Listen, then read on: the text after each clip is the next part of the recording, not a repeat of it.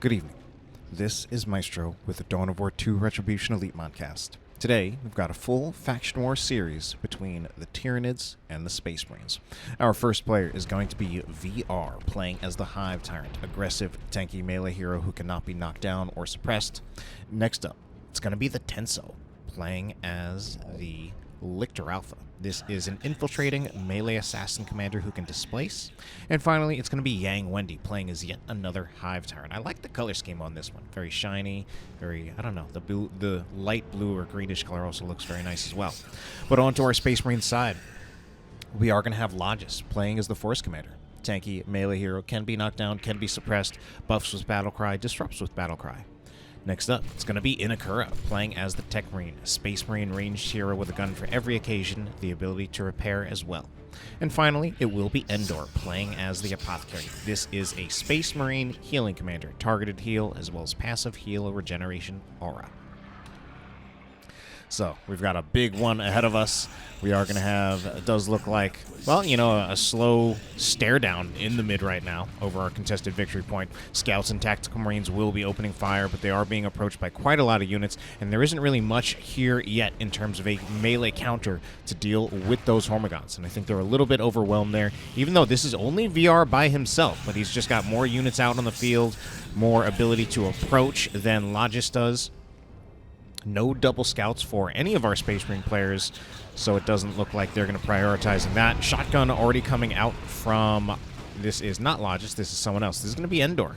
Unfortunately for him, he already used the shotgun blast, and there are still 3 Hormigon squads right here, which is something he cannot deal with a single shotgun blast. Scout also in trouble. Not Scout. Apothecary in trouble of going down. Might go down, but it won't be a hard revive for the Space Marines. But this is looking like a rough start for our Space Marine players. Tyranids generally have a lot of field presence early on in the game. Usually will often have more units, which seems to kind of be the case. I mean, yeah, now we're starting to have the second Tactical Marine squads out here to kind of to even things out. And those Tactical Marines certainly going to be a lot more durable and tanky than a lot of the Tyranid units, but they're getting out on the field a little bit later, so it does feel like our Space Marine players kind of conceding a little bit of ground in the early game, just as a matter of course in terms of what the builds look like from both of our teams. Lictor Alpha chasing, seeing if he can get a model off those Tactical Marines. So we're... Tactical Marines getting in the garrison, since Tyranids generally not having the stronger end of garrison counters in the early game, but you know what? Spore Mines are one of them. Now, of course, Spore Mines, you actually have to commit to buying this as a unit just to counter a garrison. Spore Mines are cheap, but that's also because they are expendable. You cannot reinforce Spore Mines. They will just eventually be killed as you just use them up. They're basically like a squad of grenades. Think of it that way. Double Tactical Marines, though, certainly provide a lot of damage, and of course we're seeing the Flamer purchase. Now, the Flamer purchase, aside from bashing generators, part of the idea for that is that the area of effect damage is going to be good against these early Tyranid squads. Of course, the Hormigons should be having infantry armor fire resist. Termagants, not so much, but even so, I mean, man, actually so much damage, although that isn't any Flamers going down on these Hormigons. Flamer finally comes out. Those Termagants actually, or rather those Hormigons getting all the way down to 1 model. But just the area of effect damage against all of these squishy squads going to prove to be pretty dangerous against most of these squishy squads again. But we're starting to see some non-squishy squads out of our Tyranid players, and our Tyranid players are continuing to show that they are just going to have bigger armies, and they are starting to tick the VPs in their favor. So we're seeing the Warrior Broods coming out. Both of the Warrior Broods out on the field so far actually rocking that Barb Strangler. Barb Strangler, well, I mean, there are a few different reasons. We have a ranged heavy army out of our Space Marine players. Not a single Assault Marine squad yet. So those Barb Stranglers going to be good against the Tactical Marines. Just one shot will suppress them, and then they can just continue to follow up. Devastator Marine squad, meanwhile, getting really, really low. Probably going to get out of there alive, but losing 2 models in the process. Scouts use their shotgun blast. I think they got to go here as well. There's a Barb Strangler shot going in. Tactical Marines can't do a whole lot about that. Scouts are actually in a huge amount of trouble, and they will get wiped. So yeah, the Barb Strangler actually working out really well right now. I mean, again, there's the suppression on the Tactical Marines, which is working out great so far, and then there's the fact that it is actually a garrison counter. So, and it's weird. I mean, we've already seen actually two garrison counters pretty early on in the game. I think the idea of Tyranids not really having good options for countering garrisons kind of had to do with the options available in the past kind of being viewed as undesirable. Committing to getting that Barb Strangler, locking yourself out of a Adrenal Glands Warrior.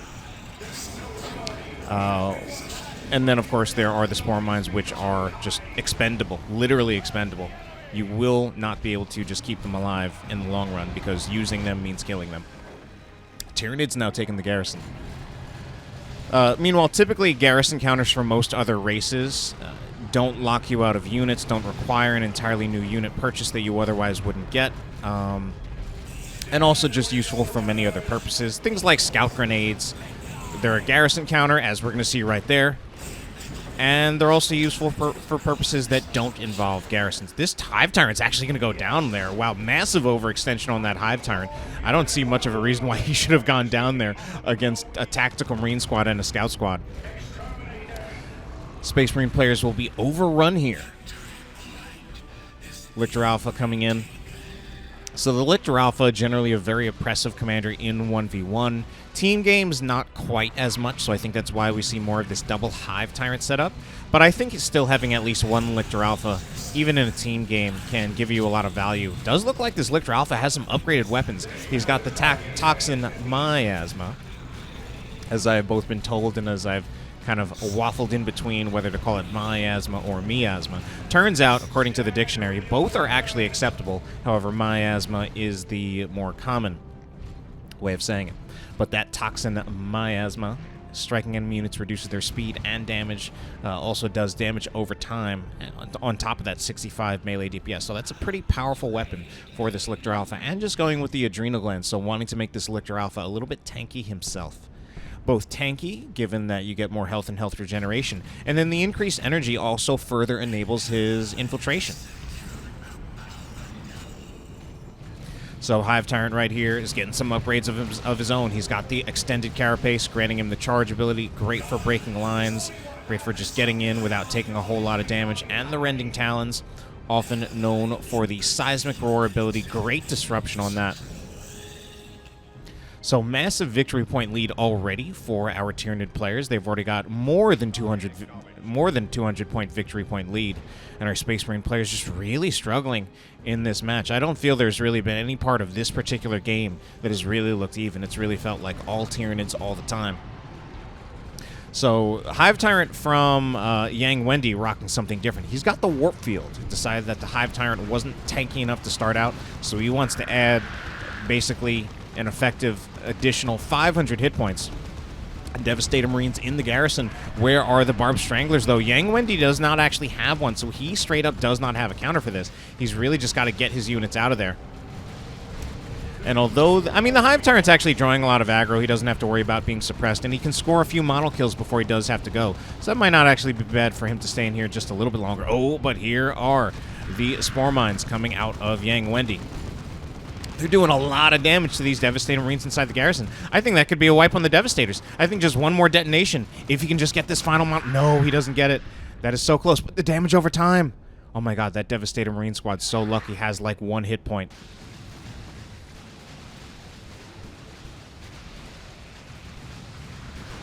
Force Commander, meanwhile, has the Thunderhammer, but he's just getting focused down so much. Unfortunately, Force Commander, Armor of Alacrity. Unfortunately for him, without having the Teleporter pack, he is just going to find himself getting snared endlessly by the... Oh man, Whirlwind. Before I can finish my sentence, can't even call out the Whirlwind's presence because it's already gone. But yeah, I mean, that Force Commander just find himself constantly getting snared by Crippling Poison. Without a Teleporter pack, he just can't get in on that. And we have a Zoanthrope as well. So it doesn't seem like these non-Assault Marine builds out of our Space Marine players really working in their favor. as they're finding themselves getting suppressed. Here we also have a Zoanthrope long-range artillery unit. Also something that can really oppress the tactical marines pretty much with impunity, since realistically there's nothing that can really reach this Zoanthrope. Again, no assault marines. Force Commander not going for the teleporter pack, instead the Sacred Standard. I mean, if he was going to go for Sacred Standard... Oh no, he's got the Chainsword and Storm Shield now. He switched. I was about to say, I feel like he should get the Chainsword and Storm Shield. I feel like whereas he had the Thunderhammer before, I swear. Yeah, the Chainsword and Storm Shield makes a lot more sense with the Sacred Standard. All right, big fight going on right here. Barbed Strangler shots going in, but not suppressing because of the defendability. However, we are going to have plenty of Hormagaunts getting into melee, along with a Hive Tyrant and some Barbed Strangler warriors. So it's not seeming like, I don't know, this fight probably not going quite as well for the Space Marines as they would like. One squad of Hormagaunts, or is that... I think one squad of Hormagaunts is getting really, really low. Okay, one squad, I believe, went down. Flamer Tactical Marines trying to get that flame in, but there is a big cast of Seismic Roar, an even bigger cast of Smite from the Librarian, and a turret. What a placement of a turret. This is, I mean, I say what a placement of a turret, not necessarily because I actually think it's good. This actually strikes me as a really strange turret placement. Like, what is this locking down exactly? I almost feel like it was put there more just because they needed it to win the engagement rather than because they really want to control that area. It seems like such a strange turret placement to me. I'm sure Inekura will have something to say about that, and I look forward to it. Triple cap for our Tyranid players. This is turning out to be a massacre for our Tyranid players. They've also got they also just have such big armies. We only have Endor on the Space Marine side going to Tier 3. Meanwhile, our Tyranid players, we already have Carnifex out from Yang Wendi. Man, the color scheme for Yang Wendi is actually, like, it's actually beautiful.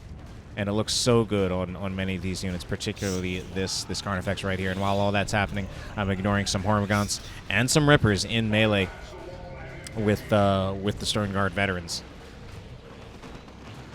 All right, Plasma Cannon shot is lining up, but it's probably going to hit the Stern Guard veterans. Nearly wipes the Stern Guard veterans. Jesus. Stern Guard veterans down to one last model. Grenade goes in. Yeah, I mean, it technically connects, but those Hormagaunts are actually so much tougher now, being benefited by the adrenal glands and the melee synapse from the warrior that they don't even appear to take much damage. The scouts, man, trying to have to retreat through a whole army. And that will actually be the concede, so that is game number 1 going in favor of our Tyranid players. Obviously, an extremely convincing win for them. Let's see if the Space Marines have got anything left in the tank to make this a series.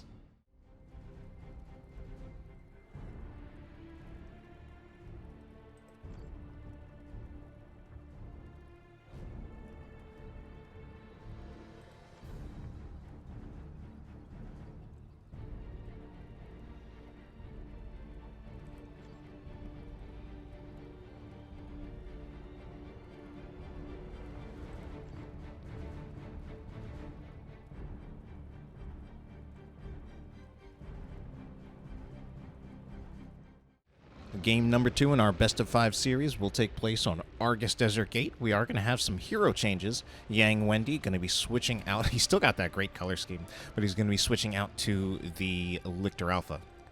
Next up, VR going to be on the Tunneling Ravener Alpha. This is a mobility commander with a lot of more like global mobility rather than like in-combat mobility. Can build tunnels.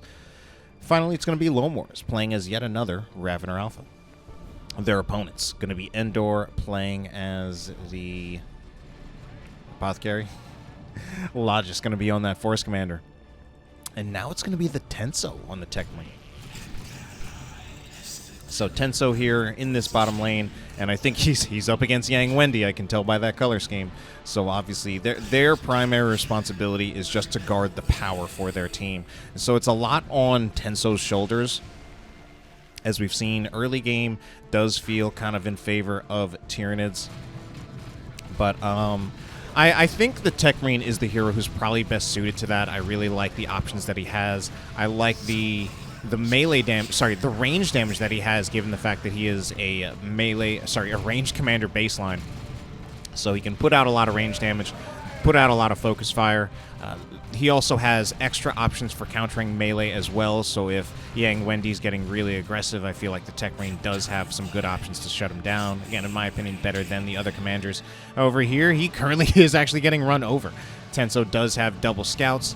I wonder if he is going to go for double shotgun scouts. But at the moment, it's not really needed. Certainly he's going to need... Okay, first, one shotgun is already there. Let's take a look at our other lanes to see what else is going on. Endor looks like he will get a cap on the contested victory point. Kind of got it under fire, but it was mostly only the Ravener Alpha who was shooting at him. Meanwhile, in this lane, many Tyranid models going down here. Logis really putting the hurt onto VR. So still... We do see Logis going again for that double Assault Marine. Tenso with that double Scout, though, and he is making some good use out of it.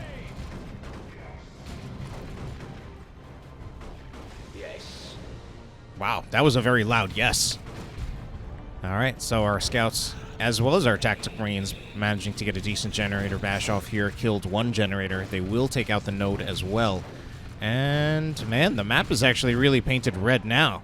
So our Space Marine players definitely coming back strong, and I'm not even entirely sure how they managed to come back so strong, but that's just how it is right now.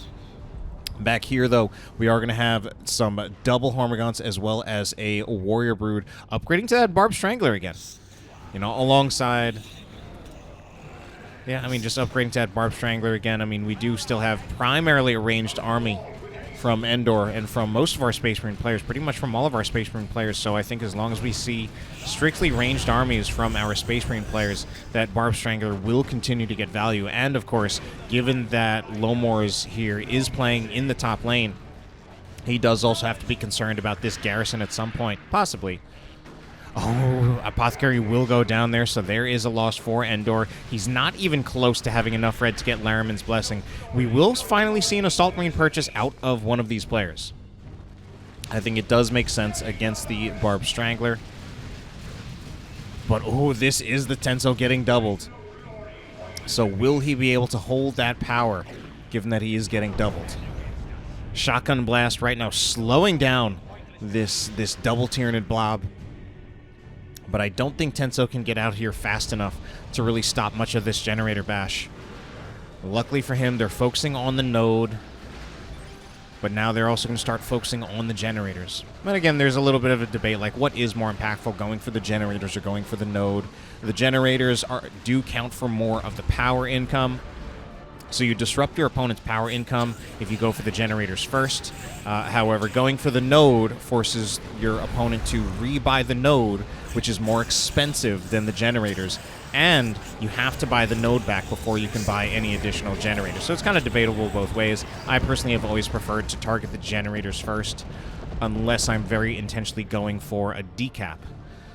So in the end, one generator is saved, two more bought back very, very quickly, and rotation by Endor of all people. And feel like, wasn't Endor in the top lane? I mean, now it's actually Logis in the top lane. Let's actually take a look. Who really is there? So Endor technically is top lane, but of course, you know, you're not restricted like that. You can rotate and, like, do a lane swap like that if you really want. Ravener Tunnel will be taken out, as we do see Tyranids moving into the middle, and our Space Marine players trying to make a play for the generators, but it doesn't look like this push is going to be enough. Tactical Marines, they are being supported by the defendability of the Force Commander, reduces incoming range damage to 50%, but I don't think it does much, if anything, to melee damage. And indeed, we see one of these Tactical Marine squads getting absolutely ripped apart. They're going to get wiped entirely. That's a Tactical Marine squad down from Logis.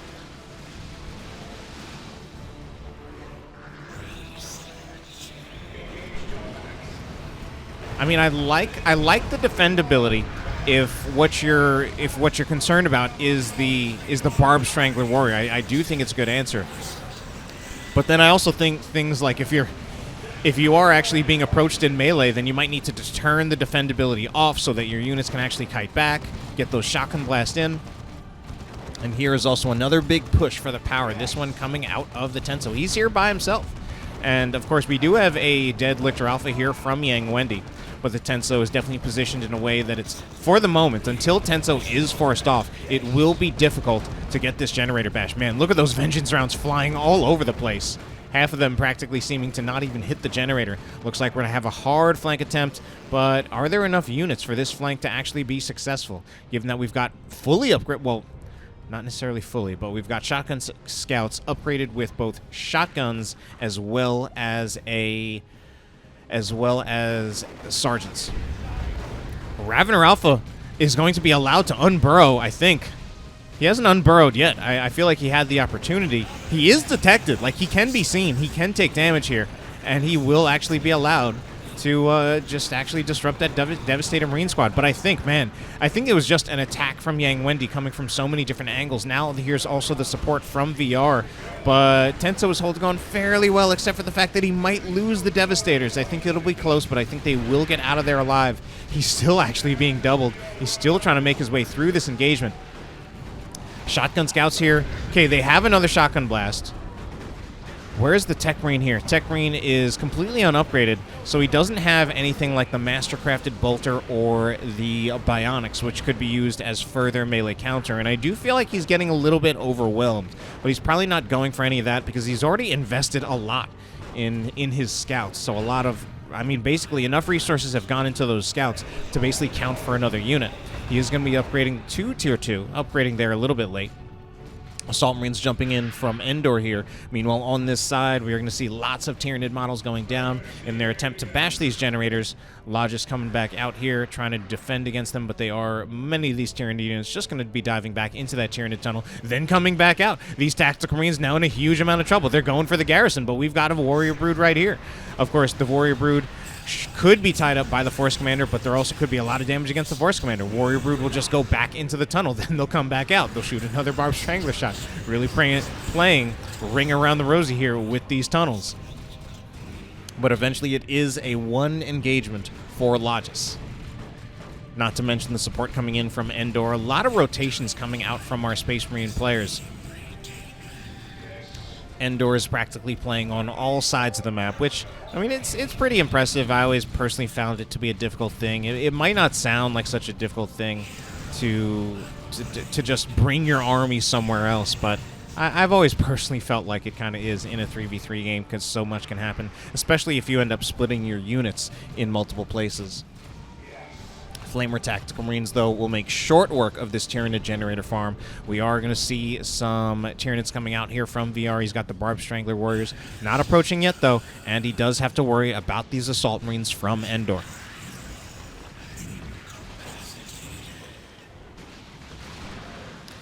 All right, Raveners will tunnel in. They will burrow under the Tactical Marines. Tactical Marines will need to retreat. One model is already down. This one, is it going to lose a model? I mean, it's at basically full health and no one's focusing it, so probably not.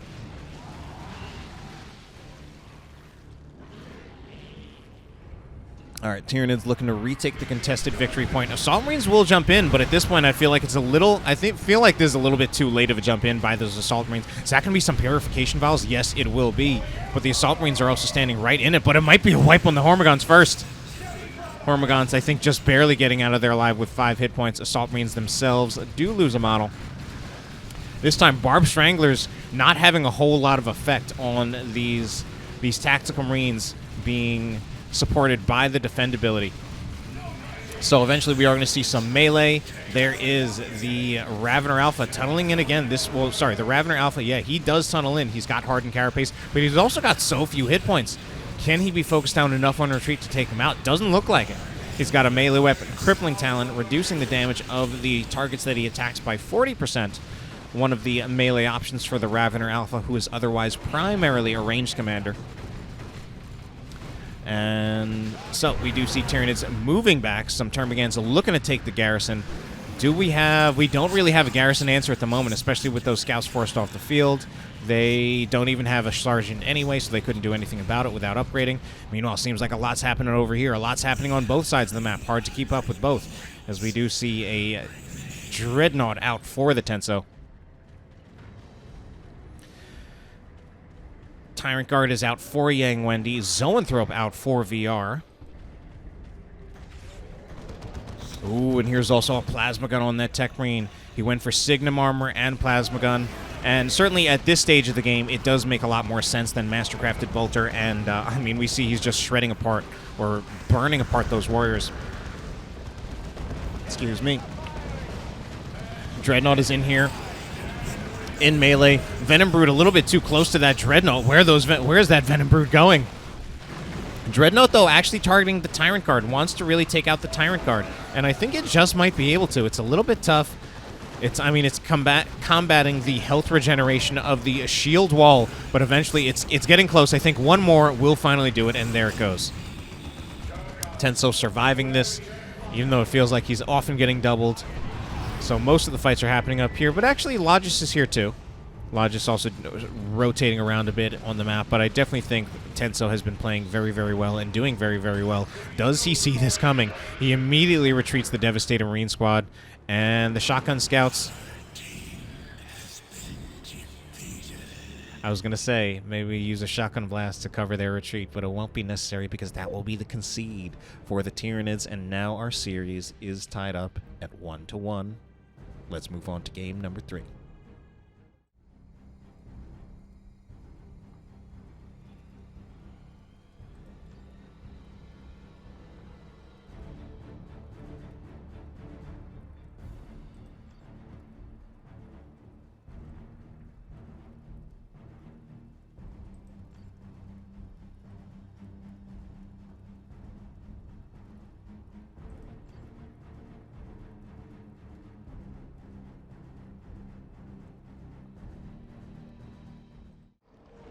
Game number 3 in our series between the Tyranids and the Space Marines will take place on Death World Temple.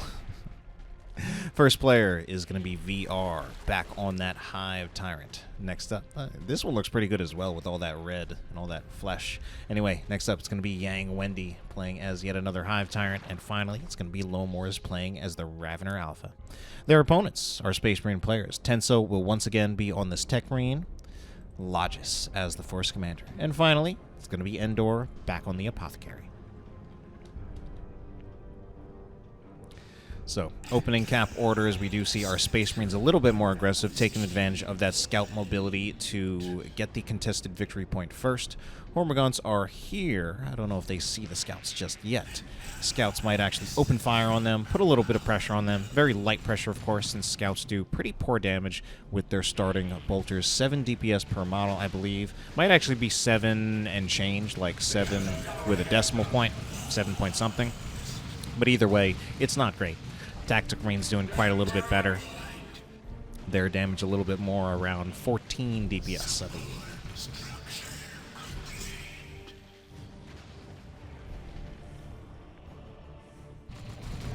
All right. Wow. Hive Tyrant just walks in here alongside his Tyranids. That's how he actually gets the victory point. It's only a decap, as staying in there any longer, and he would just lose too much of his health, but he was actually just able to force Tenso to walk back just by moving forward with the Hive Tyrant right now. Tenso still with a rather short build, not going for double scouts this time. He will be going for double tactical marine. Logis also with that double tactical marine, and this time it'll be Endor with the double scouts. One scout already does have a shotgun blast ready. I think it's already been used, so at this point, the Hormagaunts just kind of have to be dealt with purely with damage alone. However, there are certainly more Space Marine units here. Scouts trying to kite around, going to find themselves having to retreat through some Hormagaunts. Hormagaunts going to look if they can see if they can snipe another model, and they do catch one. I don't think they'll make it. I don't think they'll get the entire squad, though. A lot of range damage coming out from Logis here with these double tactical marines. Force Commander might go down. Actually, I think he won't, but it certainly was pretty close. Special attack by the Hive Tyrant. Very unfortunately for him, hits nothing, and he's getting focused down by a huge amount of stuff. Oh no! Hormagaunts actually lost by Yang Wendi, trying to chase down that Force Commander. He might have even just lost track of it. I don't even know if that was an intentional chase. I was wondering what those tactical marines were shooting at if they were not focusing on the Hive Tyrant. Meanwhile, talking about heroes going down, we are going to have a tech marine going down there, and not in a great position, mind you. A little bit past the halfway point, and it's also a little bit hard for... I think this is kind of a hard rotation to make, I think, given that you can't make it straight through because you've got this big wall here, this big wall of China. just preventing you from coming through. Here's going to be a little bit of a flank here from Yang Wendi. Can always tell Yang Wendi just by that color scheme. I don't know how he managed to get that really like fluorescent or like shiny color scheme. Meanwhile, on this side, we are going to see the approach by Endor. He will destroy the tunnel. And then certainly I think this, yeah, especially with a flamer, I feel like he's got to get at least one generator here, if not the whole farm. There is a node, but he is going to target the node first. So it does seem like a lot of players these days prefer to actually target the node rather than the generators. And I don't know if he sees this. He actually has to see the flank now because they're passing by the victory point. I think it's just more a question of how much can he get before he does have to retreat, and how many losses will he take in the process. He's got to get at least one generator. He'll get the decap. I think Shotgun Blast to like cover the retreat, and then I think it just needs to be a retreat. I think if he sticks around in this fight any longer, he does throw down a heal. Maybe he's all right. He's going to see if he can just tough it out with the Shotgun Blast. I don't think he has another Shotgun Blast ready.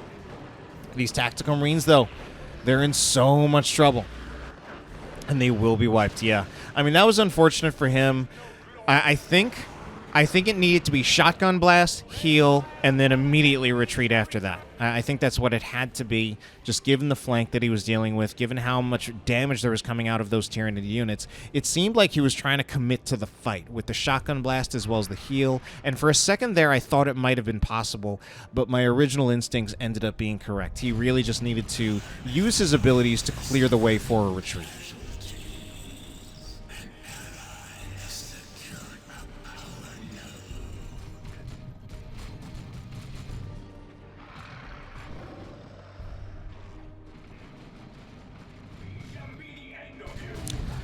All right, double Tactical Marines targeting the power node. While we are going to have some Tyranids moving around, they'll be targeting the Tech Marine. They knock down the Tech Marine. So this time we do see the Mastercrafted Bolter. Man, this Tech Marine's in so much trouble getting knocked down by those warriors. Retreat will be covered by the Shotgun Blast. So this time we do have, I mean, this is a different player entirely, but Tenso kind of realized the situation if he's being flanked by the Tyranids. Shotgun Blast mostly just going to be used to cover the retreat. Oh. Force Commander trying to get in there with that Power Sword to do some damage to the Hive Tyrant, but he'll be knocked over by the Seismic Roar from the Hive Tyrant. Force Commander does have the Iron Halo, though, so I feel like in the end he's going to win against the Hive Tyrant. But, oh, of course, he's being focused down by so many different Tyranid units. It's not a fair fight at all. He might even go down and retreat. There's definitely enough Tyranids here that if they turn and hit the Force Commander, they could get it. But I think they just decided that it would be an easy revive on the Force Commander, just granting experience to whatever hero revives him, and they're going for the Tactical Marine models instead. Meanwhile, Tactical Marine models here really caught against a wall, but they seem to be okay, and they're actually scaring off many of these Tyranids into a retreat, a little bit surprisingly. Hive Tyrant is here by himself, this one from VR. Yang Wendi's Hive Tyrant is dead. Lomors, meanwhile, ooh, big purification vials going out somewhere over here. So, Apothecary, we definitely got some upgrades coming in from several of our players. Space Marines, and rather, Assault Marines coming in here. Oh no, the Assault Marines, they're in so much trouble. Alright, I think they'll be lucky to not lose another model. Getting knocked down like that, being swarmed by so many different units. So, especially in those... Here's part of the situations where those Hormagaunts can be so strong. The Hormagaunts, of course, they're not tanky, but if a Warrior Brood can open the fight with a knockdown, then that allows the Hormagaunts to just kind of attack with impunity. And when you have a composition that's a combination of Hormagaunts as well as Warriors, the Warriors are not doing the damage. It's really the Hormagaunts who do most of the damage. Like, I think... I would have to check the exact numbers, but I'm pretty sure a single Hormagaunt Brood does actually more overall DPS than 2 Warrior Broods. And I'm going to have to check that one. That might be a little bit of fake news, but definitely the damage coming out of the Hormagaunts is much, much higher than the Warriors. But here's a big answer from our Space Marine players to scare off all these Tyranids. Wow, Ravener Alpha's still backing off. I feel like it's worth their effort to at least try to get the victory point before any Space Marine players move in. Meanwhile, on this side, big fights going in. A Tech Marine turret this time is used to lock down the victory point, but the Tyranids are trying to approach. The Zoanthrope is trying to do damage to the Tarantula turret at long range, and it is kind of working. The Warrior's trying to get in there as well. Here's the flank, though. The flank, though, is going to wipe the Scout Squad. That's actually just such a rough thing to deal with. Plasma cannon shot goes in. Oh man, but it hits the Raveners as well as the Tactical Marines. If it had actually gone in on the Hormagaunts, it might have been very nice. And it does look like this Tarantula turret will eventually go down. Double Zoanthrope, ensuring that it has no chance. So these Hormagaunts, certainly they do a lot of damage here, but again, they can't take a lot of damage. Two Tactical Marine models go down from those psychic attacks from the Zoanthrope out of the Tenso. Meanwhile, on this side of the map does look like there might be more losses being suffered, as this is going to be Endor in full retreat. You're going to use the Purification Vials purely to zone. Don't think those Purification Vials doing any damage whatsoever, just purely zoning, purely scaring him off from pursuing in retreat and taking any unnecessary losses. Shotgun Scouts in cover. They will do quite well against the Termagants, certainly close up and in cover, but we've got double Tyrant Guard backing up just to back it up. Here, this is the cavalry. Double Tyrant Guard out of Yang Wendi. That's a lot of tankiness. I think there needs to be at least one plasma gun from these Tactical Marines out of Logis. Otherwise, he basically just can't fight the Tyrant Guard. Like at least one, if not two. Oh, Force Commander's going to get a kill on the Hive Tyrant, though. All right, Razorback is out for the Tenso.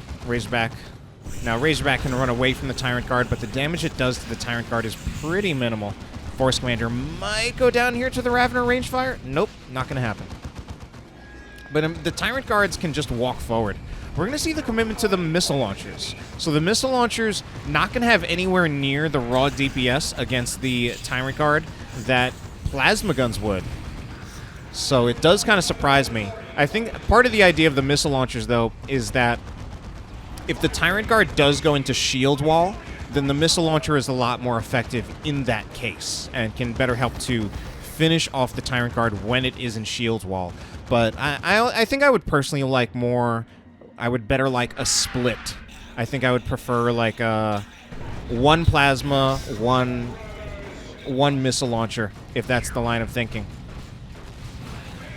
So it does look like Tenso, on the other hand, I thought I saw Tenso. Tenso probably has his Tactical Marines inside the Razorback, which is why I can't target them right now. But I believe I saw him with a plasma gun on his Tactical Marine squad. So just the raw damage of the plasma gun against the Tyrant Guard far exceeds the missile launcher. As long as it's not in shield wall, that is. So, Space Marines looking to take back the contested victory point. Just kidding. Pretty much all the victory points on this map are contested. I guess you could argue that this would be the blue team natural and this one would be the red team natural, but it's like just just barely past like the halfway line of the map that it's almost makes more sense to just look at both of them as pretty much just all the victory points is being contested and just basically say left, right, middle. Ooh, Venom Brood will... No, not Venom Brood. That's a Venom Cannon, I think. No, it's not. I was trying to look at what delivered the final blow to the Razorback. It might have just been the combined fire. 2 focused Warp Blast by the Zoanthrope. By the 2 Zoanthropes. All right, Zoanthropes. I mean, Zoanthropes are really just uncontested at the moment. They can just, again, shoot at the Tactical Marines with impunity.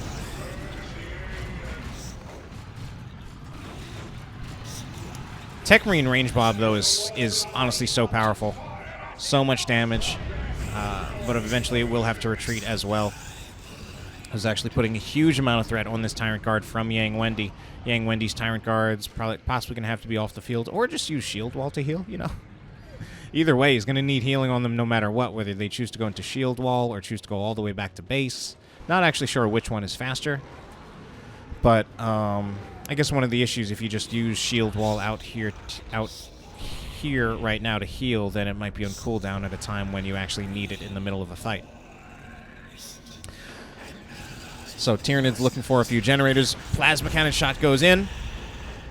Does destroy a bunch of Spore Mines. Ravener Brood mostly getting out of there. Tyrant Guard, or rather Hive Tyrant, has to retreat, but he will be fine. Not enough. He's just at such high health that there's no way he's going to go down and retreat there.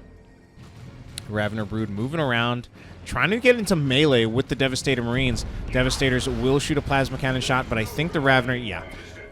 Endor realized that they would get into melee, that the Ravener Alpha would get into melee before. Oh, maybe he realized more than just the Ravener Alpha. If anything, I think that was a bit of a misplay by Lomors here.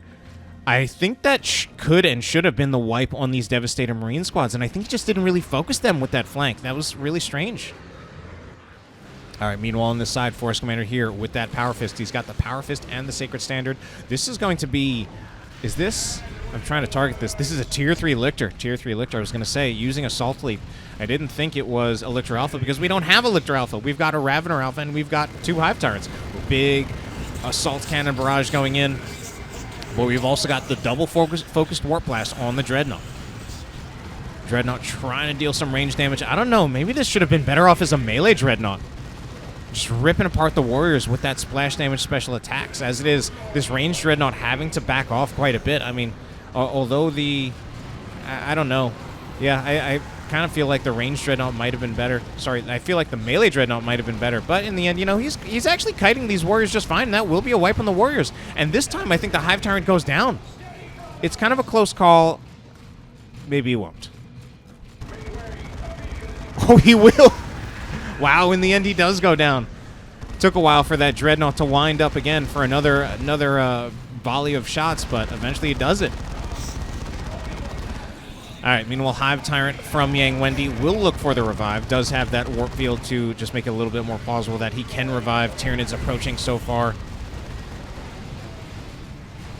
I don't know. This is a tough call. I've always believed in the ranged Dreadnought, and certainly it's going to do great against the Termagants, but in this case, I almost feel like with so many situations where we've got Tyranid units just swarming around, I mean, we're seeing the Assault Cannon barrages going in, but I don't feel it's getting as much value as a nice Emperor's Fist would alongside some splash damage basic attacks against all of these approaching Tyranid units, even against something like this Hive Tyrant. Although Hive Tyrant over-aggressive by Yang Wendi and does go down. Tyrant Guard potentially in trouble, is being snared by a Las Cannon. Shotgun Scouts here, what are they looking for? They're going to get knocked over by the charge ability from the Tyrant Guard.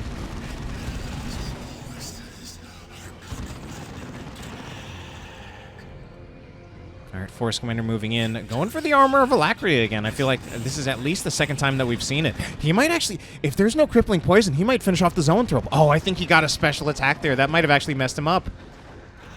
If he didn't get a special attack, I'm pretty sure he actually would have wiped this Zoanthrope. Wow, knockback immunity on the special attack actually prevents him from getting flesh took by the Lictor. Okay, this time Force Commander does need to go. He's at super low health. Well, actually, he's not super low, but he's low-ish. Scouts, meanwhile, in a little bit of trouble. All right, Dreadnought now is kind of pushing in. And victory points, we've got 2-0 for our Space Marine players, but they are behind in terms of the victory point count. That's going to be a Ravener Tunnel on top of the Devastator Marines, or technically, I guess, under them, rather than on top. Ooh, that'll be a dead Tyranid squad right there.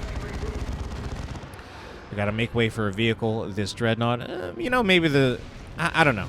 It's a tough call. I actually feel like the Assault Cannon Dreadnought is doing okay, but I still would have liked a melee Dreadnought. Like, I almost would like to see another player get a melee Dreadnought. I would like to see Tenso get a Venerable Dreadnought if this game goes on that long. Meanwhile, Terminator's going to be out for Logis. Terminator's also out for Endor, but a different kind. And also, they're doing nothing because there's not much happening on that map as our Tyranid players approaching. A missile launcher might have actually hit directly against the Zoanthrope. Zoanthrope right here is being shot at. Carnifex is out on the field. It is a Thornback Carnifex. That's kind of the tanking variety of Carnifex. Does give it extra health. Also grants it a charge ability to stampede through enemy infantry. Can also get Rippers. So Rippers Yeah, I mean, I would argue Rippers kind of have like a tanking function in that you're creating like basically an expendable unit to draw aggro and damage. And of course, an important part of Rippers is just tying up a unit. Oh, and they can also slow down vehicles.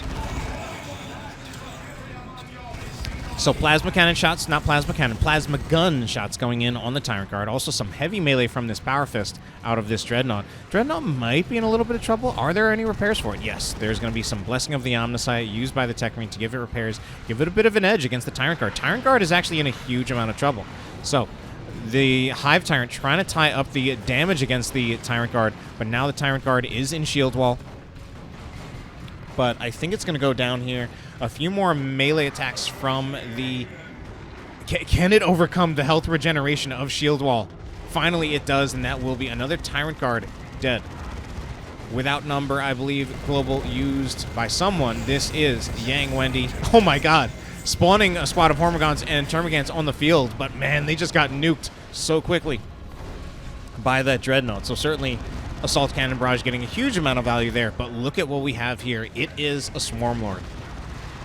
I feel the Swarm Lord does so many things for the Tyranid army, and I know a lot of players like Carnifexes, and I know, of course, that Carnifexes are cheaper, so you more cheaply and more quickly get out a super unit out on the field, but I personally love what the Swarm Lord brings to the table.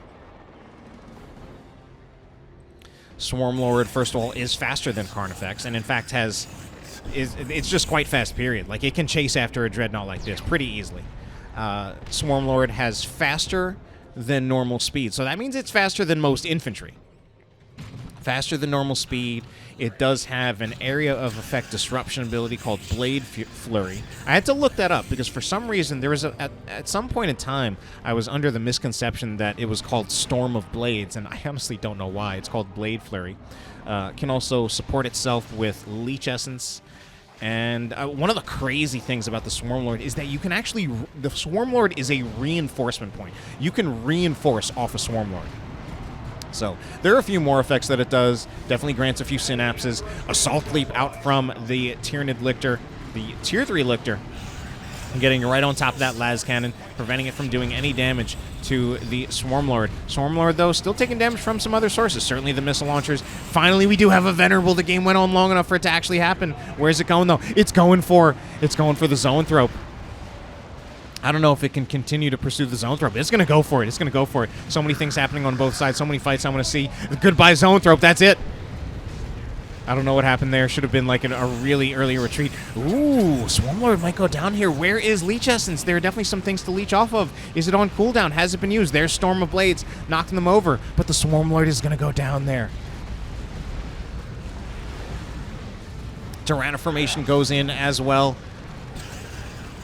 And it's 21-52 in victory points. Victory points are evened out at 1-1. Terminators capping under duress. They lose the model that's capping, and they'll actually just get wiped there from Endor. Oh no. And the Dreadnought is dead as well. It's hard to tell who's going to walk away with the victory here.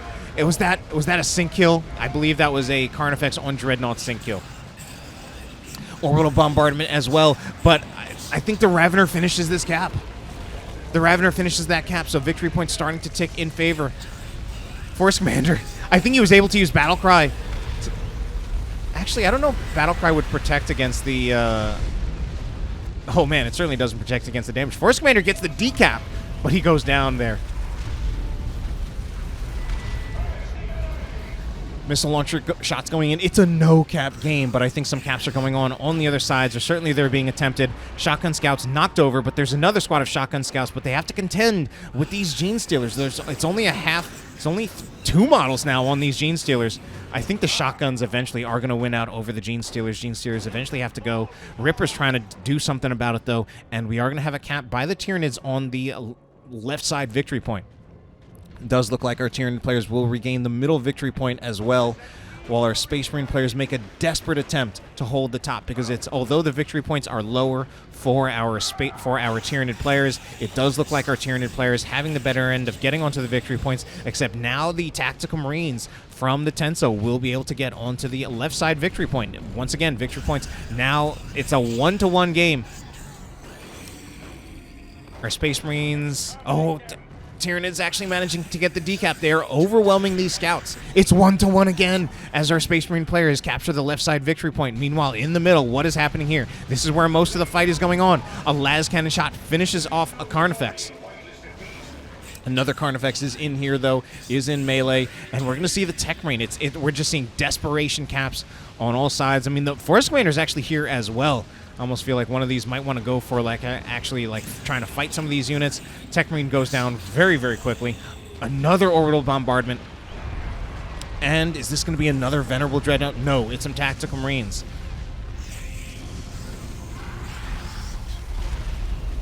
Big orbital catches a lot of stuff in it. Carnifex, of course, didn't have to be caught in it, but I don't know if maybe it was trapped in there, blocked by other units. The victory points are taken down in favor of our Tyranid players. Where's the cap out of our Space Marine players? It's got to happen soon. But instead, it's our Tyranid players who are on the cap here. Even if the squad dies, it prevents the Space Marine units from even attempting the cap. And Logis is calling the GG. It looks like it's going to be game number 3 going in favor of our Tyranid players. So going up 2-1 in this series with an absolutely crazy ending to that game. I do hope you enjoyed that one, but I'm not done yet. Not wishing you a good night yet. We're moving on to game number 4. Game number 4 will take place on Calderis Refinery. Our Tyranid players leading this series 2-1, and we're going to start off with VR here, playing as that Hive Tyrant. Next up, going to be Lomors on the Ravner Alpha. Yang Wendi. Switching that color scheme makes me very sad, but he will still be on that Hive Tyrant. Their opponents are going to start off with Logis on the Apothecary, so we are seeing some switches here of the commanders. Endor will be playing as the Tech Marine this time, classic Blood Ravens, and finally it's going to be the Tenso playing as the Force Commander. So some light skirmishing happening already between the scouts as well as the termagants. Right now it does look like our scouts are losing it. Hopefully they are completely in cover, but even if they are, well, I mean, scouts don't have a lot of winning just head-to-head ranged matchups. If they are going to shoot in cover, you of course want them. If they are going to shoot in range, you of course want them in cover. Here we have both the attacks as well as the scouts in cover. And that does add up to quite a lot of damage. And they have a firing line on the Termagants, so Termagants are at least partially in cover here. But it's definitely a winning fight for the combination of the Tactical Marines as well as the Scouts if it's just against the Termagants. So finally we are going to see the full army approach from VR, approaching with his melee units. We do see the range squads trying to move back to Kite, but I think there's going to be too much melee approaching them. The Hive Tyrant actually choosing to focus on fighting the Force Commander. Well, the Hormigaunt tried to approach the rest of the squads. The range squads will move back further. They've got the support of another scout squad, and that's just too much range damage for these Hormagaunts to deal with. Eventually, the Hive Tyrant going to be suffering a little bit too, and we've got a shotgun squad out as well. So those shotguns going to be doing increased damage. The way shotguns work, they actually do more damage the closer they are to a target. So the more that Hive Tyrant tries to get in melee, if he doesn't actually succeed in getting melee and he's getting closer to the scouts, he's going to be taking even more damage from them. On this other side, does look like we are going to see some Tyranid models dying as they are attempting to try to do a little bit of bash on the generator. The Apothecary is low, but he will be able to throw some Purification Vials, and we are going to see quite a few Tyranid models go down from there. Scouts as well as Tactical Marines trying to shoot after them in retreat, trying to force more losses, but it won't be enough to really force a kill on either of the squads, or really a wipe on the squads. It does look like we had yet more models going down on this side. Meanwhile, scouts are looking to take back their natural victory point. Victory points a bit in the lead of our Tyranid players, 499 to 464. Hive Tyrant is still there. Does get a special attack on retreat. Kind of covers his retreat, although I don't think he really needed it. Does force the Tactical Marines to retreat as well. And we see he's upgrading to the Rending Talons yet again. We've seen that used. And we're definitely seeing the Rending Talons a lot. Of course, between... I think I understand the purpose, and in many ways I do like this particular weapon upgrade the best for the Hive Tyrant. You know, your other options basically being the Venom Cannon as well as the Crushing Claws. Crushing Claws definitely give you a lot more raw damage than the Rending Talons. Crushing Claws also do heavy melee, so they're good against vehicles. But having the Seismic Roar ability, that disruption you get from it, is just so powerful. The utility, and disruption from that is just very, very helpful. We're going to see the improved synapse as well. Does increase the health of nearby Tyranid units. And of course, by default, the Hive Tyrant does emit the basic synapse. So, just adding more onto that.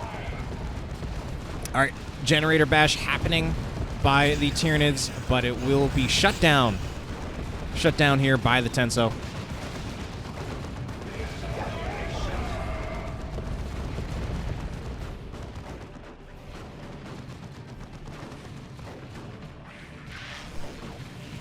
Alright, yeah, that was actually not a very successful Generator Bash by our Tyranid players. These Hormigons also need to get out of here, or otherwise they're just going to be taking a lot of models. Devastator Marines get pretty close to dying, though. So VR is pushing in here pretty hard. And, whoa, he's got the Psychic Scream ability. This might be the first Psychic Scream that I've seen in 2020. Causes units around the Hive Tyrant to do 30% less damage. Again, haven't seen that particularly much this year. Does look like a scout squad went down there. Force Commander trying to force off these warriors. Does get a special attack. Of course, special attacks can kind of be a double-edged sword. Special attacks, of course, give you that knockback. However, special attacks don't track, whereas regular attacks track. That means as long as your unit starts the attack, it will connect. Which does result in some silly situations where you'll see a Force Commander wind up his Power Fist, and then it will connect on a unit that has already run so far away from the Force Commander that he seems to be just doing some of that like psychic kung fu bullshit, where he just like hits you with his chi. But it's, yeah. So it's kind of strange. It's just like how the mechanics of the game work. So, but special attacks don't have that. If a unit is not in range when a special attack is done, the special attack will actually miss.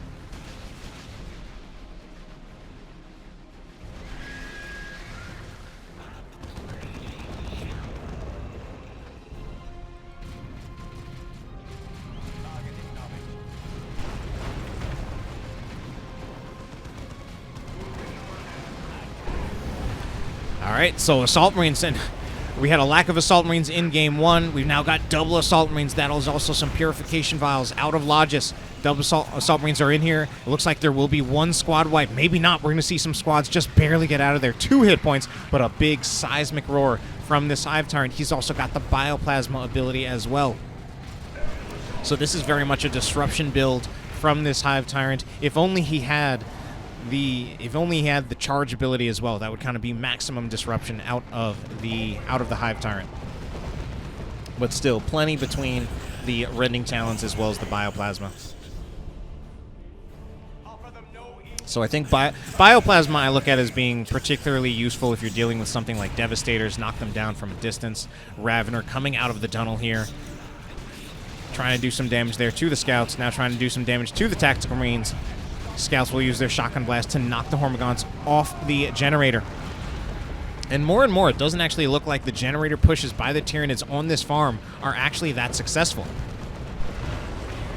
So here is Logis moving in again with that Apothecary. The Purification Vials Apothecary also has the Sanguine Chainsword right now as well, alongside those double Assault Marines. So a very melee-heavy build out of Logis. A lot of knockback, a lot of tankiness as well.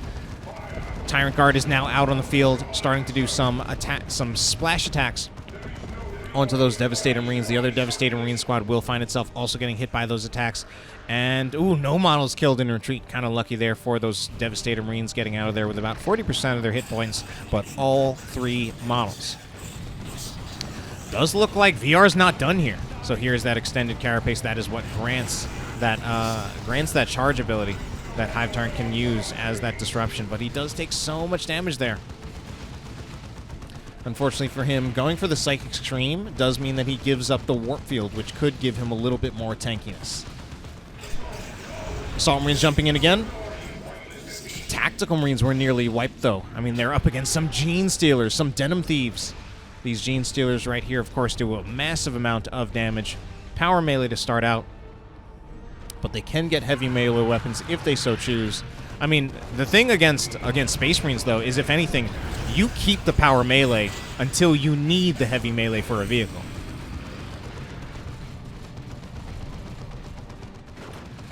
Hormagon's trying to approach. In fact, many Tyranid units trying to approach, but they're getting shut down by the Devastator Marines. Devastator Marines suppressing most of these Tyranid units, and then finally they use Vengeance rounds to put a lot of pressure on that Tyrant Guard. And the double Devastators are holding the line for our Space Marine players right here. Our Tyranid players, always seems like they're pushing in really, really far, but the pushing in this far at this point hasn't really worked out that well for them. Two warrior models go down. Can we make it a third one? We can. My God. Yeah, I mean, they're pushing for the power, but it has not been working for them. They have a slight victory point lead, but I think they're suffering some losses in these unsuccessful generator pushes. And there's the use of both Purification Vials as well as the Angels of Death.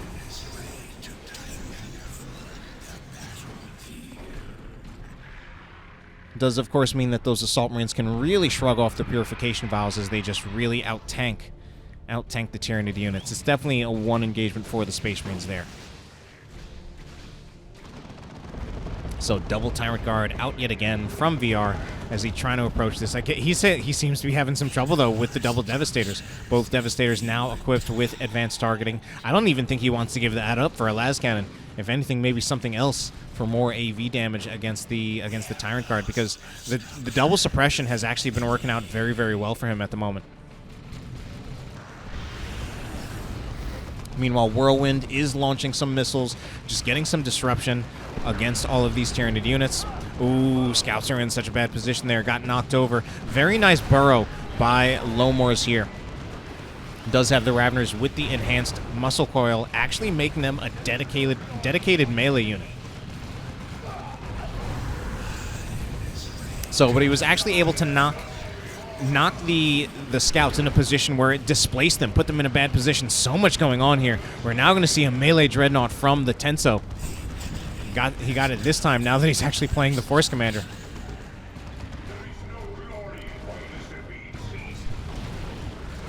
Oh no, so many units in trouble. Apothecary probably going to go down here. Crazy that Apothecary does not go down. Just barely sustaining with that Sanguine Chainsword. Finally, he does go down. I think it was a special attack from the Ravener Alpha, but the Ravener Alpha himself should be going down as well.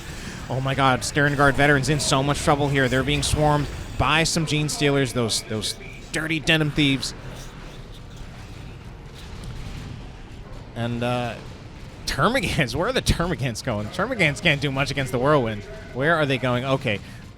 He's actually retreating them. The more I saw him move the Termagants up like that, it made me wonder if he was just trying to sacrifice them to like lower his upkeep and to make room for another unit. But I would say part of the thing is, although Termagants, I don't know, I wouldn't say that they scale that well in terms of damage, but an important reason why you do want to keep Termagants around even well into Tier 3 is for crippling poison, particularly against Space Marines, because crippling poison works against Terminators and is highly effective for just locking them in place.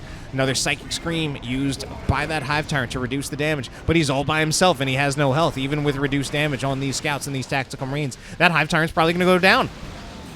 Just a little bit more range damage will finish him off, and he will finally go down. And for a second there, I thought he was actually going to make it out alive. Grenade is thrown in, but it is a clean miss. Might have even done some friendly fire damage on the Dreadnought. All right, we've got a blob cap from our Space Marine players at this time. They'll just all be knocked over by one cast of Seismic Roar from the Hive Tyrant. However, Hive Tyrant does have to just straight up leave the field with that. If we see an assault jump here, there's actually a decent chance he goes down. Oh, he's actually just taking so much. Oh, wow. All that actually just came from the Stern Guard veterans using those Hellfire rounds. The assault jump not even necessary to finish off that Hive Tyrant. Of course, it won't be a hard revive for the Tyranid players, so it's not actually that great of a retreat kill. Does give the Tax some experience, or rather the Stern Guard veterans. I think the Assault Marines probably counted as participating in that kill as well, but it also does give experience to whichever Tyranid commander does get the revive. So kind of a double-edged sword there, killing him that far on the map. that, well, rather, that close to his side of the map. So we're going to see a buyback on the Hive Tyrant from VR. Pretty even game at the moment, 285 to 290. But in my opinion, it has felt like our Space Marine players have been doing better in this game.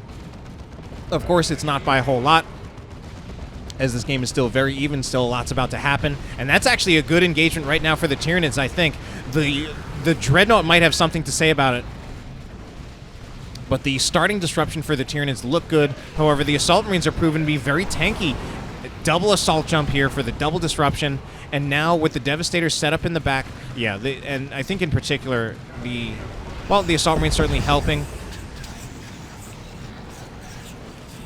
And it does look like, although the early engagement looked to favor the Tyranids because they got that early disruption, just the sheer tankiness of the Space Marines, as well as I think this might have even been a bit of a double here, proving to help the Space Marines win that engagement. Losses are happening for our Tyranid players as well. Now, interesting thing here is that I believe the Gene Steers can actually sustain off the generator as they attack, which is kind of funny, but it works that way.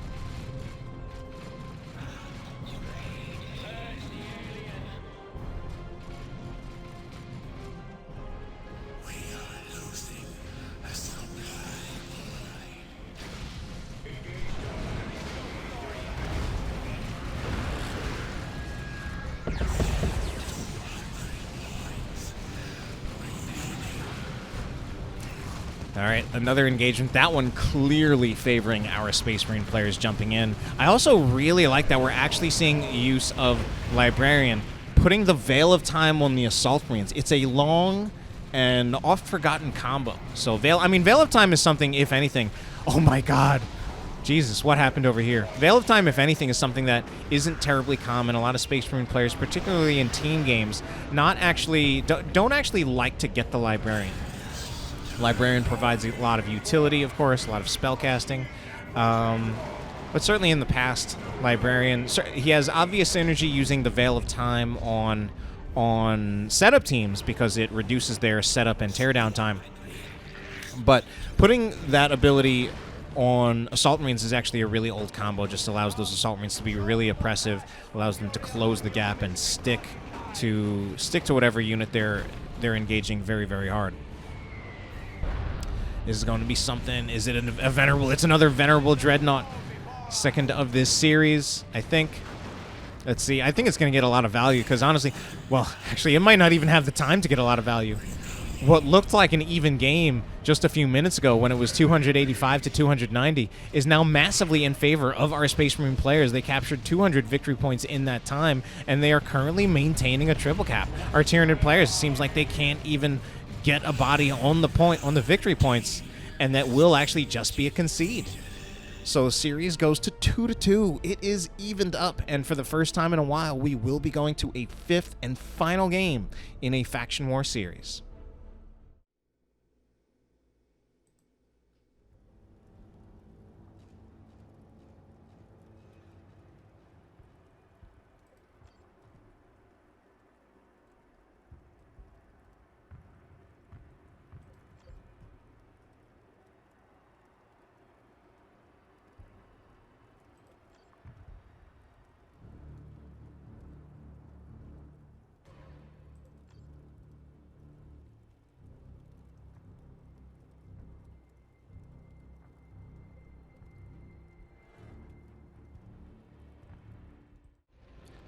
Our fifth and final game of this Faction War series between the Tyranids and the Space Marines will take place on Grey Sark Undercity.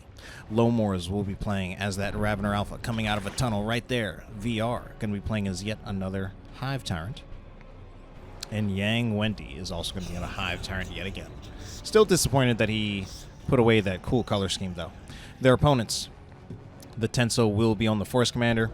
Endor going to be playing as that Tech Marine. And finally, Logis will be playing as the Apothecary. So power will be capped here by the Apothecary. Noted up right away as we do see Natural victory points going to be picked up by both teams pretty much right away. Tyranid players this time actually having a little bit of a lead on attempting to get the contested victory point, and indeed not just attempting, but succeeding. Ravner Alpha, in that case, taking advantage of the mobility he gets out of those tunnels to move around the map just a little bit faster, but it does look like he didn't really bring enough support here to really sustain this. He will start moving the double Termagants out on the field. It's only those double Termagants out of Lomors. One of them's already just getting focused down so much. They did kill a scout model in the process, but they took so much health damage that they needed to get off here. And this scout squad, having not retreated, was actually able to upgrade to a shotgun blast. So it is going to be a one engagement for our Space Marine players in the top. I mean, this is Lomors also being doubled here by both Tenso as well as Endor. And they should be able to now actually take the contested victory point. They will destroy this Ravner tunnel. Not a whole lot of power put down by our Tyranid players just yet. Okay, finally, I just saw Wendi lose a bunch of resources, so there's got to be a few generators coming down from him. Force Commander as well as Tactical Marines looking to get into melee here, but they will be overwhelmed. Now here's some support here from Endor. Will it be enough? Or does this engagement... I think with the support from Endor, this engagement looking like it would go more in favor of our Space Marine players. So this is VR backing off. I mean, and part of it is that he's actually getting doubled there. So he does back off from that fight and doesn't take a whole lot of damage. Now it looks like he's looking for a re-engage. We are going to see Endor kite back yet again. No double Tactical Marines this time from any of our players, it seems. We've got Devastators already out from Endor. Assault Marines on the way from Logis. He did that last game. Wonder if we'll make it two. And we're going to have our first commander loss. It's going to be the Force Commander going down. A rather unfortunate loss for him, especially that's in a position where it will not be an easy revive. Especially now that we do indeed have two Tyranid players playing against them at this point.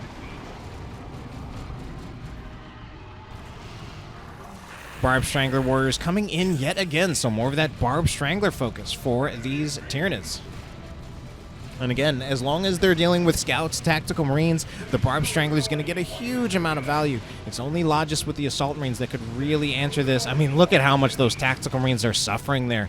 They only lose one model, but I mean, it's just, once they get hit by one shot of the Barb Strangler, if nothing is done to stop the Barb Strangler Warrior from shooting again, the Tactical Marines can't do anything.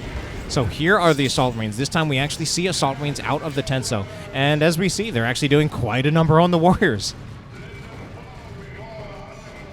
So Warriors don't lose a model there, which is certainly lucky for them, and it does mean that Lomors doesn't really suffer an economic loss there. But we do just see the pressure that the Assault Marines put on to the Barb Strangler Warriors. The Barb Strangler Warriors lose that fight, just straight up.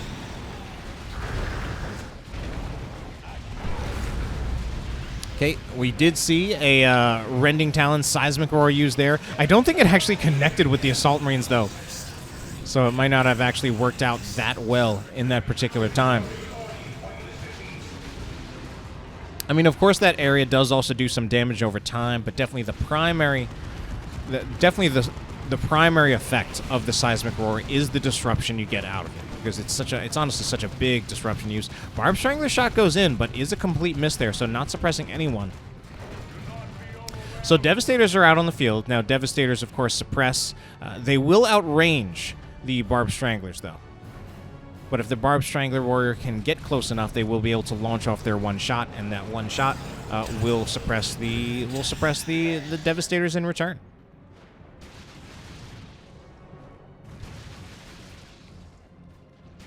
So Tyranid players choosing to focus on something else at the moment, shooting at something that won't shoot back. But now we have some units that are about to shoot back, looking to come in close. Scouts kind of lead the charge, but they don't tank any damage. Tactical Marines looking for the cap. That does mean they're out in the open. They're out in the open, they get shot by the Barb Strangler, and it's just a retreat. Unfortunately, I feel like that's a little bit of some impatience from Endor, feeling that he wants to turn the hands of the victory point, but I think he needs to be concerned about actually winning the engagement there, and I think moving the Tactical Marines out in the open, out of cover, to just be suppressed by the Barb Strangler resulted in them basically forced a retreat out of them. So let's see if our Space Marine players can salvage this engagement, but another big Barb Strangler shot. These Barb Strangler shots are absolutely doing a massive amount of work. Finally, the Assault Marines get another jump, and they are able to jump onto the Barb Stranglers, but I feel like there are enough units here. Crippling Poison from the Termagants is just slows the Assault Marines And I feel like at this point there should be enough focus fire, even the melee damage from the Hormagaunts. These Assault Marines need to get out of here before they start losing models. Losing models. I think I missed a few syllables there, or mixed them up. Assault Marines down to 1 model in the end. That's such a huge problem for the Tenso. It hurts so much to lose those Assault Marines like that. I mean, man, like I'm trying to figure out, what is the cost of Assault Marines? I'm going to say, of Assault Marine reinforcements, I'm going to say 75 requisition. The power cost is hard to guess. 75 and 7. I was going to say like 6, maybe 5, but it's 7. So even worse. Tech Marine, meanwhile, desperate. Endor just desperate to get the decap here. He's so desperate to get the decap that he's just putting units there to be shot at, to be focused, possibly to be wiped here. All right, looks like the Tech Marine will be fine. But I feel like, I mean, of course, he's worried about the victory points ticking against them as a team. Feels like it's his responsibility to take care of that. Oh, but a Termagant Brood does go down. But I think it's just resulting in squads or units getting forced off the field, when I think he might just try to use that unit to actually win the engagement. Now, in the end, they do win the engagement. We do have 2 players here. We've got both Tenso and Endor. So many Space Marine units up here that they are eventually able to retake the victory point. They will also scout out, look for some tunnels. Looks like they're just going to shoot at it normally. Assault Marines can also just jump on a tunnel and instantly destroy it. I don't think our Space Marine players know about this tunnel here, however.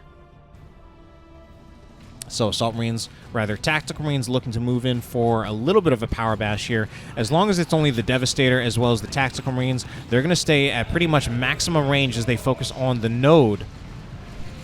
But here are some Tyranids coming in from a flank, from that tunnel that the Space Marine players didn't know about. Big whirlwind missile shots going in, knocking over a bunch of Tyranids. Assault Marines jumping on the Warriors after they were previously knocked down by the grenade. Another seismic roar goes in, knocks over a bunch of Tactical Marines, but they're not really being focus fired at this point. So as we see here, this Warrior Brood is upgrading to the Adrenal Glands, even though it has a Barbed Strangler. And I think in the past, that was a big reason why Tyranids struggled with anti-garrison, because in the past, getting a Barbed Strangler locked you out of getting Adrenal Glands, whereas in Elite Mod now, you have that option of still being able to upgrade to Adrenal Glands even after getting the Barbed Strangler, which just kind of helps them scale. Since, as we definitely saw, the Barbed Stranglers doing a huge amount of work. Talk about a huge amount of work. Those Assault Marines taking apart that Hive Tyrant right there.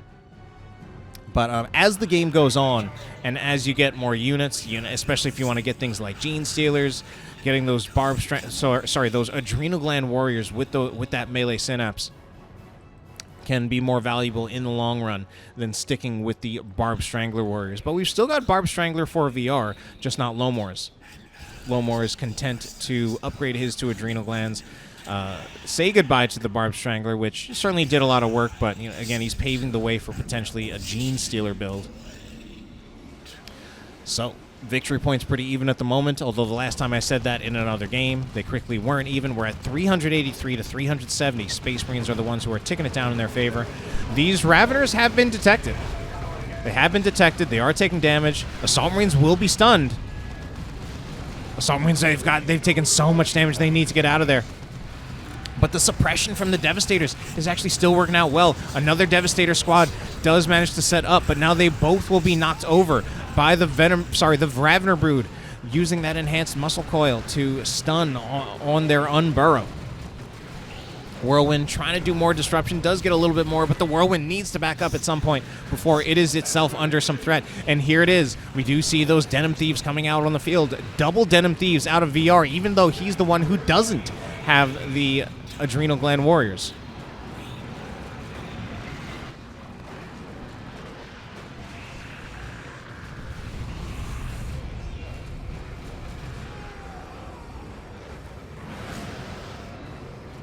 All right. Meanwhile, on the bottom, we are also going to see some Tyranid players regaining control of the, well, not regaining, actually just gaining control of the Space Marine natural victory point. Maybe going to see what generator bashing they can get done in the meantime. Raveners as well as Termagants opening fire. They might be able to finish off one, but this Dreadnought is nearly here. I think they finish off the one, and then I think they need to back off before they start getting punched by this Dreadnought. Oh my god! I think that was, two Ravener models went down from that special attack from the Dreadnought because the Raveners were already so low on hit points. And this Dreadnought, of course, this is just a regular Dreadnought. Of course, it's just the special skin. Almost makes it look like a Venerable, but it's not. It's just a regular Dreadnought, regular Tier 2 Dreadnought. You can get more than one of these if you want with all these fancy colors. So quite a lull in the action at the moment. However, Hormagaunts, where are you going? I guess just moving around, seeing if they could get a decap on this requisition point, but when they realized that they could probably just get turned on and shot at by the Tactical Marines and the Tech Marine, decided to move on out of there. So what hero upgrades do we see at the moment?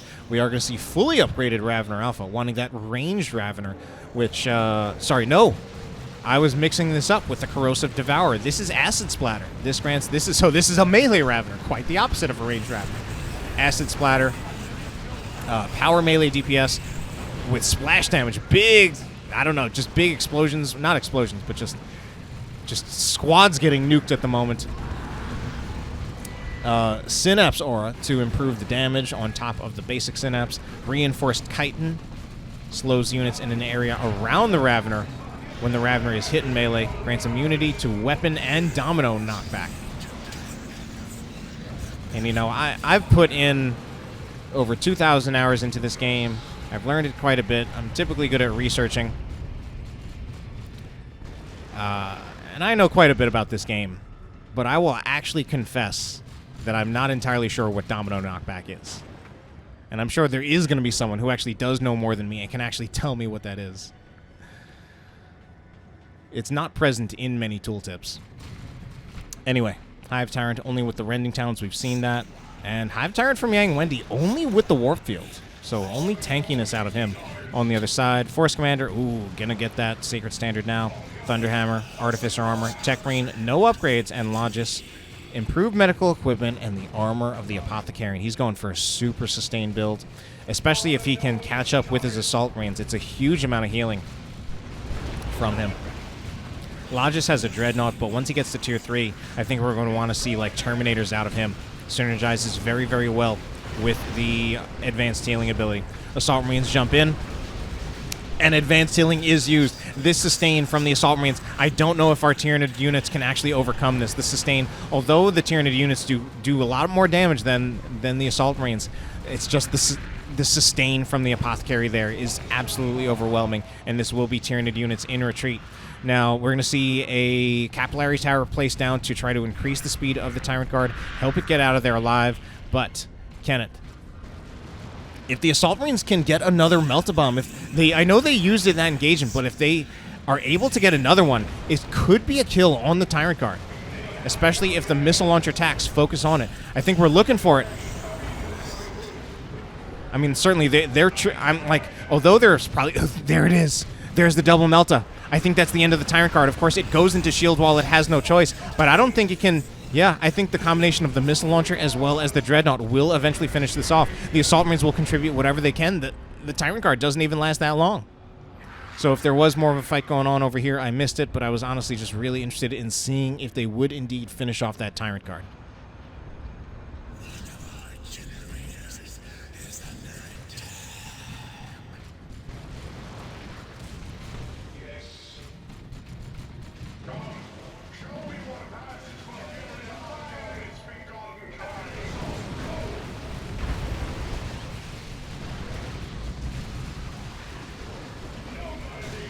All right. Oh my god. The combination of both Advanced Healing and Angels of Death there, I feel like would be such a good combination. But Logis is going to retreat. I think maybe, because he was about to be rotated on by Lomors as well. Oh, he's calling the 3. Calling the 3. He calls that he's getting tripled. Oh, Venerable Dreadnought. There's a decent chance that this is gone. Do we have the electroshock grub on any... we might not even need the electroshock grub. Rippers are chasing after it. And that'll be the end of the Dreadnought. So, I mean, that's the main loss that Logis suffered there.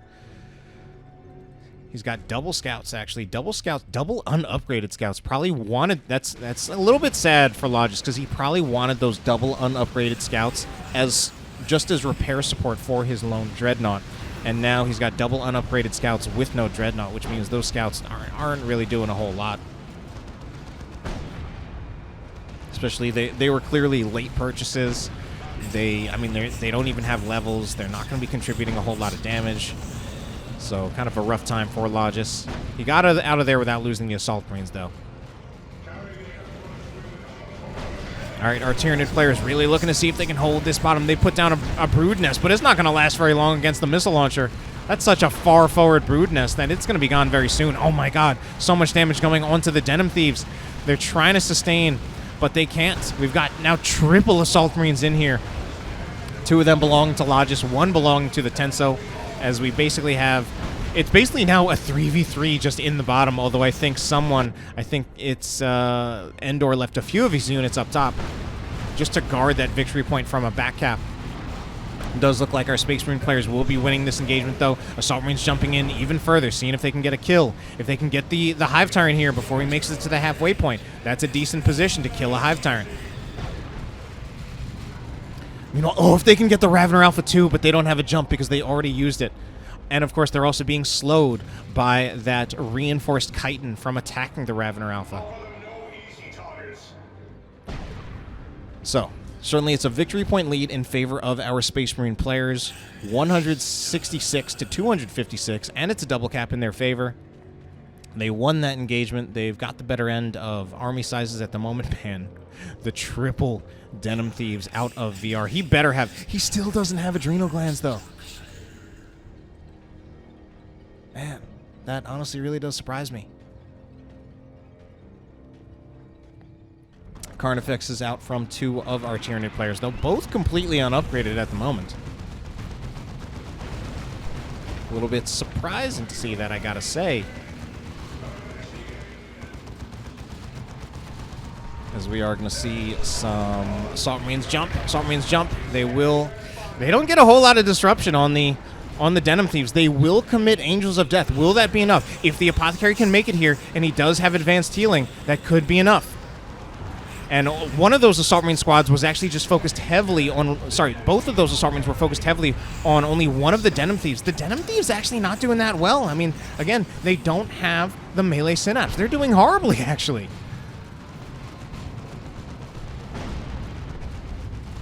So, I mean, Logis definitely with the better end of choosing the right things to support these Assault Marines. Really playing this... He's very much playing in Apothecary style. Like, not just playing as a Space Marine with an Apothecary hero, but actually using the synergies. Getting the advanced healing, using the Angels of Death Global alongside these double Assault Marines. One squad of Assault Marines, though, has lost a model, and they will decide to retreat here. Where's the Apothecary, though? Apothecary is here. Sometimes I wonder if a retreat like that was even really necessary. Now the Apothecary is by himself. Apothecary does have the Anointed Power Axe, but he's not going to win against the Swarm Lord like this. Swarm Lord will not get to finish off the Apothecary. Lots of damage going in from all directions. Vanguard Veterans, not Vanguard Veterans, Vengeance Rounds. I was just looking for any V word that would come out of my mouth. Here is a Las Cannon Predator. Las Cannon Predator is certainly going to do a huge amount of damage to these Carnifexes. But there is an orbital bombardment as well as a Tyrannoformation. Nukes on both sides. Huge amount of Tyranids caught in that nuke. Let's take a look at all that. So many units caught in that nuke. Tyrannoformation, meanwhile, does go off.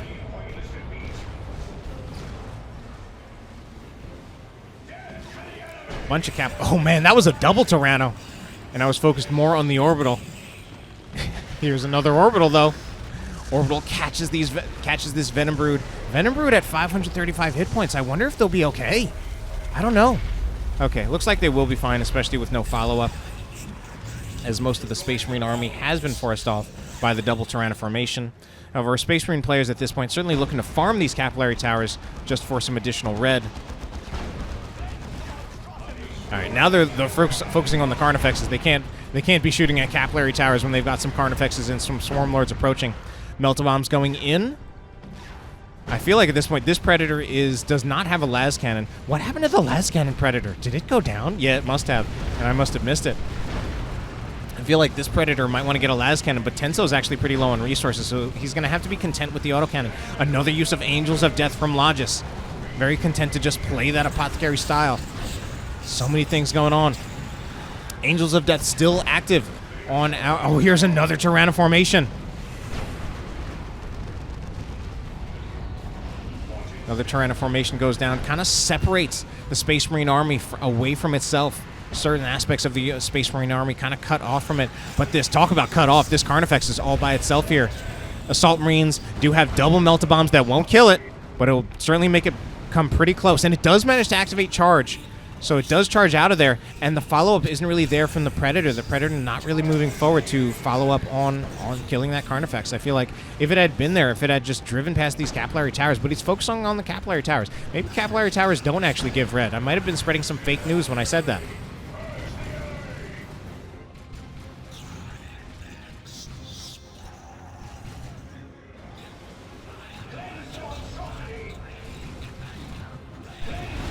All right. I think... Oh, Predator is now here, and here's another Assault Marine squad, and I think this one has a Meltabomb. They will throw it in. I don't think it would have even been necessary. Yeah, the Meltabomb actually does not go off before the Carnifex is killed. And it is now significant victory point lead for our Space Marine players. 220 to 48. Victory points evened out 1-1 at the moment. Our Tyranid players actually getting a back cap as much of the action was faced on the top, or was focused on the top of the map. Bioplasma does go in from a Venom Cannon Carnifex. Does look like it was a clean miss, though. One of those Assault Marine squads will be switched out for some Vanguard veterans. I wonder if it's worth it at this point. In fact, I'm not confident at all that a Vanguard veteran squad is particularly worth it, given that, I mean, we've got Assault Marines here, especially for Logis. Like, he would actually be really throwing things away if he upgraded these Assault Marines to Vanguard veterans. Of course, these Assault Marines are already level 4. I don't know if Endor's Assault Marines were at level 4, but what I feel like he's throwing away is the Meltabomb. As we see, the Meltabombs have been doing very, very well against these Carnifexes. Swarmlord is also gone now as well. Ooh, we're seeing Tyranids attempting to entrench themselves in the Space Marine Natural, but that'll be easily cleaned up by an Orbital. Yeah, Orbital just quickly takes out both of those Hive nodes. As the Ravener Alpha might go down as well. Yeah, Apothecary does get one swing of that Power Axe, and that is enough. As we do see, it's now 48 to 185. Yet another cast of Angels of Death out of Logis. So Logis just committing to that fight, and Logis probably has... Does he have Advanced Healing active? I believe he does, but right now it's just a cluster of green and red, and I can barely tell what's going on here.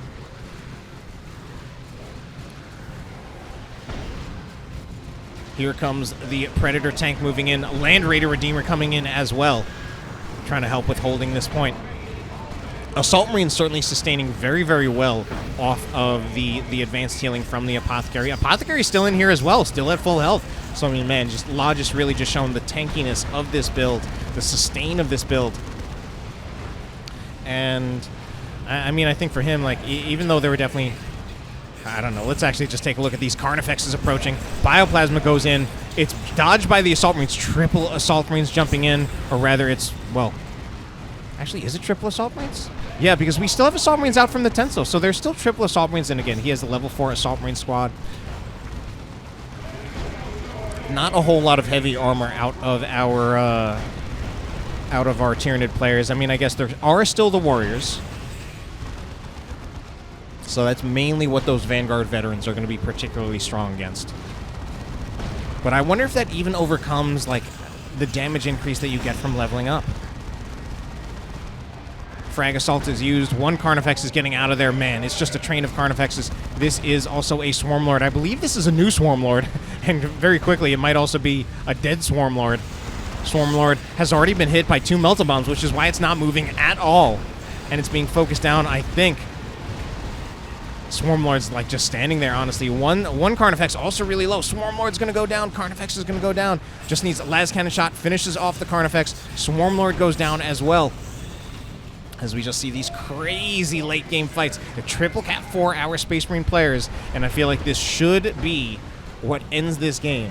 It would be absolutely crazy if our Tyranid players can manage to get something going, but I don't think it's going to happen. I think that will be the 3-2 victory in favor of the Space Marines in this faction war. Finally, we went the distance. I do hope you enjoyed it, and have a good night.